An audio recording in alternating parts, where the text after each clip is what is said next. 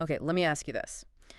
What if your daily coffee, that ritual you have, was actually built on, well, 242 failures? It sounds almost unbelievable, right? Right, like something out of a movie. But it's the real story of Howard Schultz. He took this small Seattle coffee bean shop, Starbucks, and turned it into, well, what it is today, serving something like 100 million people every week. It's staggering. And that's exactly what we're diving into today. We're going to unpack that journey, which was honestly almost improbable. Yeah. We'll look at the struggles people don't often see, the key turning points, and just the sheer grit behind one of the world's biggest brands. It's more than just coffee, isn't it? Absolutely. It's about vision, resilience, and really trying to redefine what a company could mean to its employees. Okay, so let's start at the beginning. Brooklyn, 1956. Howard Schultz's childhood was pretty tough, really humble beginnings. Yeah, very much so. He grew up in a cramped apartment. Poverty was very real for them. He talks about, the smell of damp concrete, his father injured at work, no safety net, no insurance, just Right. nothing. That feeling of helplessness, he said, became his rocket fuel. It's quite a powerful image. It really is. And it shows how that kind of hardship, instead of breaking him, it just ignited something. He fought his way up. Xerox sales first. Right, the classic sales route. Exactly. Then a Swedish company selling coffee machines. Mhm. And that's how he found Starbucks, this tiny little shop in Seattle. And he was instantly hooked. Totally determined to work there. But then, comes what he called his first betrayal. He had this vision, you see, transforming Starbucks into an Italian-style espresso bar. Like we see today. Precisely. But the original owners, they just laughed, literally laughed him out of the room. They said famously, Americans will never pay $4 for coffee. Wow. Talk about irony, being laughed at for the idea that basically changed global coffee culture. What do you think that specific rejection from people he looked up to, what did that teach him? Well, rejection from someone you admire, that cuts deep. But for Schultz, it seems like it actually cemented his beliefs. Really? How so? It wasn't just that they didn't get it. It made him realize how much he believed in it, even if the so-called experts didn't. It was a huge lesson in trusting his own instincts. Okay, but that trust came at a cost, a huge cost, right? Pursuing this vision meant quitting his job. Oh, yeah. He lost his salary, health insurance. Yeah. His pride took a beating, too, you can imagine. He's 29, sleeping on couches, credit cards maxed out. And the rejections just kept coming. That number, 242 no's from investors, it's staggering. It really is. Just imagine hearing no that many times. One banker flat out told him, "Coffee isn't the future, go home."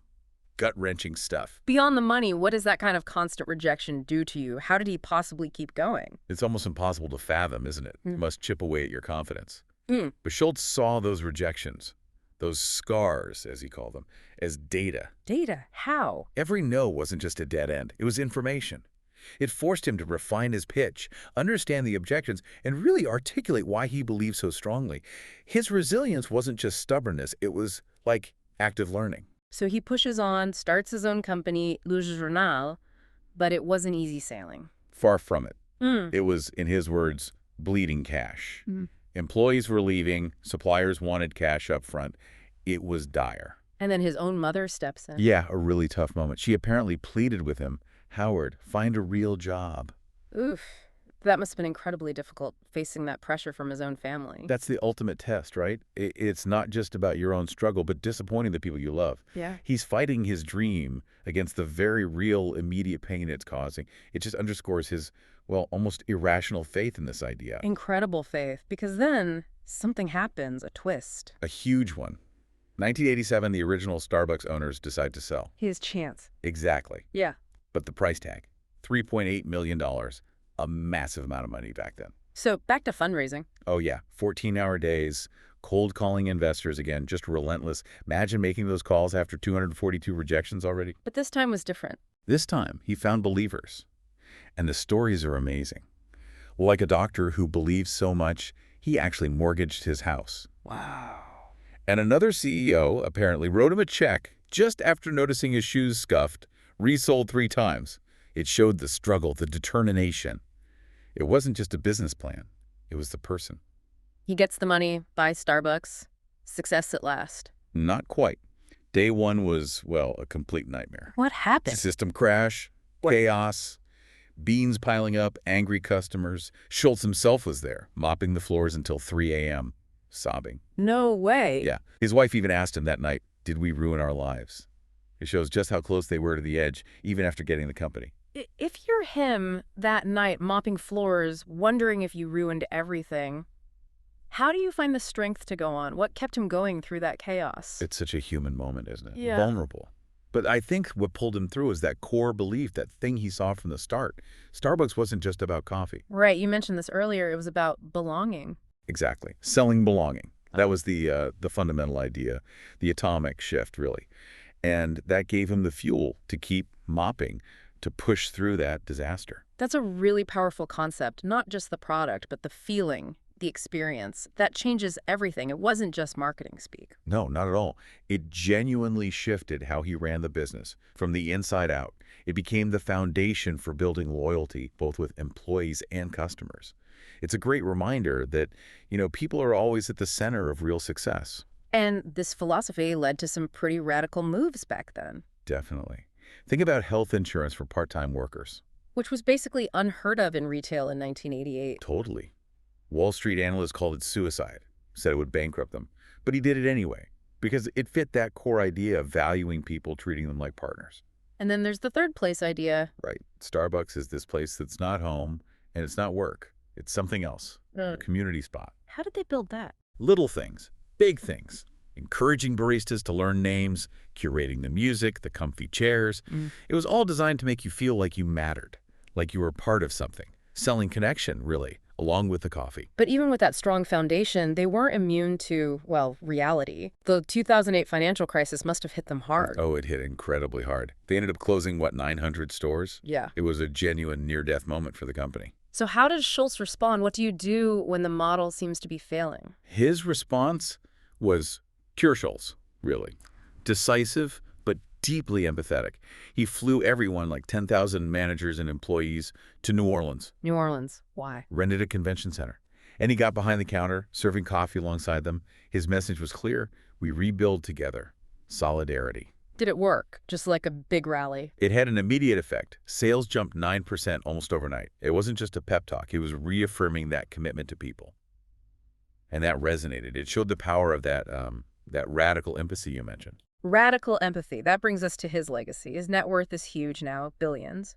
But you're saying his real wealth, or how he sees it, is that empathy. That seems to be his framing, yes. It sounds great, but, cynics might say radical empathy is just clever branding, smart business.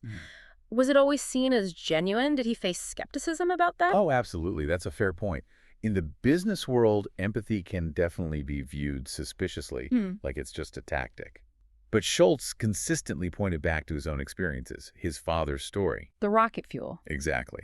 He grounded it in something deeply personal, not just a balance sheet calculation. And things like his 5-second rule. What was that? It was this principle that if any employee felt disrespected, it had to be addressed and fixed immediately, within seconds, ideally. Yeah. It wasn't just a poster on the wall. It was meant to be lived instantly. That demonstrated it was more than just talk. So it was baked into the operations. He had these guiding principles, right? 3 main ones. Yeah, 3 rules that really define the approach. The first was love metrics. Passion first, profit follows. That was the belief. Makes sense with the belonging idea. Completely. The second was scars are data. We talked about this every setback wasn't failure, it was learning. Those 242 rejections were his real education, in a way. More valuable than business school, maybe? He certainly saw it that way. And the third was that 5-second rule we just mentioned. Valuing people has to be active, immediate. Not just a policy, but a reflex. It ties back to his father, too, doesn't it? Very much so.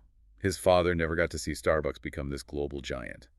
But Schultz often implies that every store, every cup is kind of a tribute to him, to that blue-collar kid who refused to let hardship win.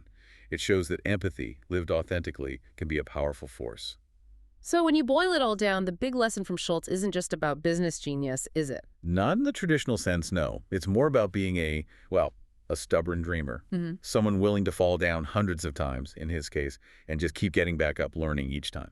Empires built by resilience as much as innovation. Exactly. Which leaves us, and you listening, with the thought to maybe chew on. Yeah.